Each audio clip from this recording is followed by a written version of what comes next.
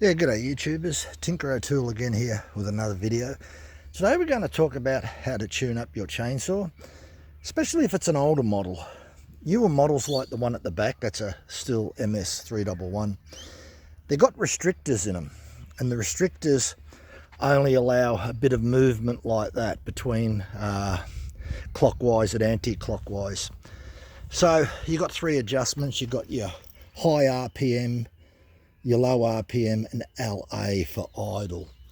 LA is two words in German. I can't remember what they are, but it stands in English, translates to idle. Okay, now this is an MS380, and if we zoom in and have a look, you've actually got some information written on there. And if you have a look, it's got high and low, and it's got number 1, and it's got an arrow going anti-clockwise. So what they're telling you, if you look in the owner's manual, it'll tell you close the high and the low. So turn that with one of these type screwdrivers. One of these type screwdrivers are really good because it's got this little point on the end. Has this little tiny point on there, so you can see how much you're turning your screwdriver. So the whole idea is pop that in there, close clockwise both of them, and open one turn. One turn is pretty much guarantees that you're not running too lean and you're not running too rich. Now, if you're running too lean, if you reduce the screw less than one turn open, it's going to run higher RPM and it's going to be a lot leaner. And I think that was the result of this piston here. Bit of scoring on it. You can see that scoring.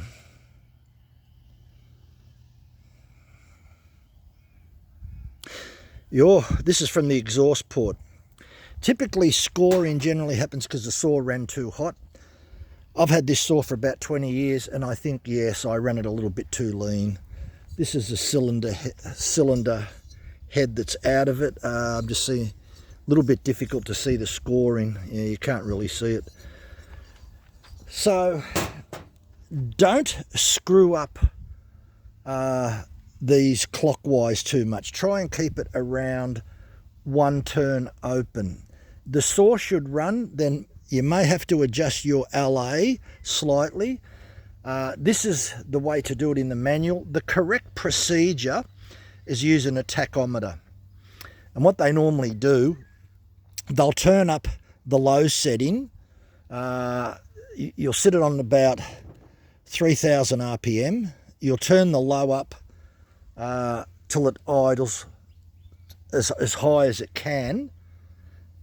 And then you'll set it on to about, say, 3,000. So turn the screw in till the IPM on the low, till the RPM goes up as high as it will, and then you normally back it off about 500 RPM. So there is a procedure if you've got a tachometer. So I don't have a tachometer, so I'll just go by the rules in the book, which turn around and say, turn it in, close both needles or adjustment screws, close both of them and back it off one full turn and adjust your idle so that the chain is not spinning, and that's usually pretty good. That sort of pretty much guarantees that you're not too lean. Don't be tempted. What you can find out sometimes, if it's a little bit on the lean side, sometimes the idle doesn't idle really good. You may have to turn it up. I wouldn't go any more than 3/4 of a turn. You're starting to get too much to the lean side. So first try on one turn and hopefully everything's all right. With this saw at the back, as I said, it's sort of designed to stop people probably from turning them up too lean and this type of problem happening, because scoring, especially probably on the older chainsaws where people could turn them up, because when you turn the high up, the high screw, you can actually bring the RPM up higher than it should be. So, and it's the same sort of procedure. You actually turn the high up so that you've got maximum RPM, and then you back it off about another 500 RPM. So that's one way of doing that. In this particular saw, I have changed the first thing that ever happened, oil pump failed on me. carburetor was giving me problems, and I had to change the coil, and the last thing was the cylinder head and piston. So it's 20 years old, the MS380, 72cc saw. It's been going for quite a while. You'll find out there is a procedure if you want to tune your Stihl saw up using a tachometer. Get on YouTube, you will be able to find that. The other thing that's interesting, and I'll just briefly sort of go on it, if your chainsaw won't start, two things it can be. It can be your spark plug, that's one thing, so always put a new spark plug in. If that fails, get yourself a inline spark plug tester, something like that there, so that this is a neon globe here, this will illuminate, that'll tell you that you've got some spark coming out of the coil.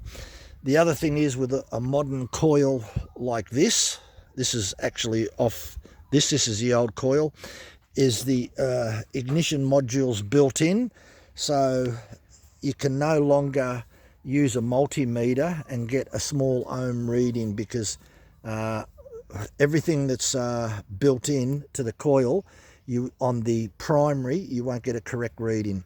So yeah, you will on the secondary, you'll go between 2 and 3k, but on the primary, yeah, you won't get 1 or 2 ohms like that was in the old days when they had a separate chip from the coil. People are still posting videos about trying to get 1 to 2 ohms on one of these type of coils that will give you mega ohms. Problems with carburetors. Problems with carburetors can sort up. A lot of people are thinking, is it my spark? Is it the coil not working properly? Is it the carburetor? I find out with carburetor problems, if the chainsaw starts good and seems to hesitate, you may have some problems with your carburetor if the saw is hesitating, getting up to RPM, doesn't seem to idle properly, stalls. That would sort of suggest to me that it's a carburetor. And in that situation there, what I like to do is, in this particular one, the only reason I replaced the carburetor, which was out of this saw here, I could have got a new needle and seat, and I could have got a kit for it. Reason I changed it, yes, sometimes it was playing up a little bit, but this carburetor seemed to flood a lot, seemed to have a lot of flooding problems. So whereas this carburetor is probably a little bit the opposite, it's never flooded. So I like to keep fuel in it all the time, and I put fuel stabilizer in there. And I found out that if I completely drain the tank and drain the carburetor, geez, it's hard to start back up. So I like to keep fuel inside there, and with the stabilizer. I'm usually using my chainsaw quite a fair bit, so there's no need to empty the fuel out completely dry. And I guess that's the problem. This saw, even from the first day that I ever had it, they can be a little bit temperamental to start than the modern one, like the MS311, that'll start up fairly quickly.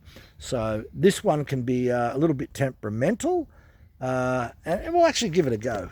Give it a go, start it up, see how we go.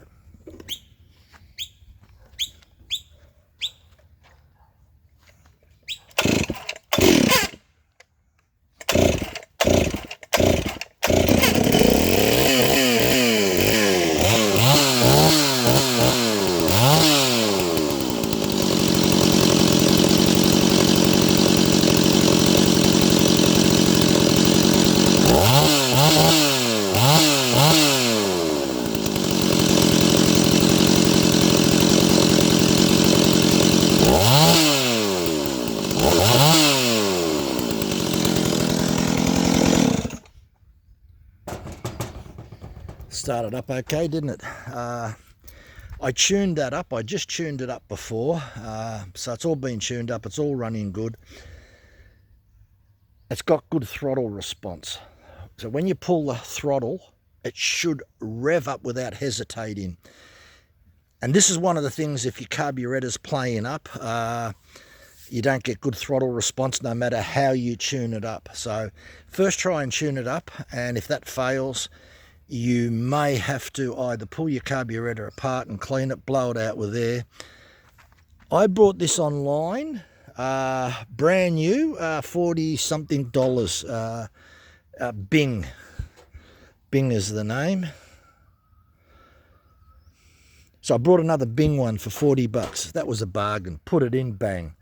So I couldn't be bothered pulling the carby apart and replacing little parts. And so sometimes it's a good idea to replace the whole lot where possible.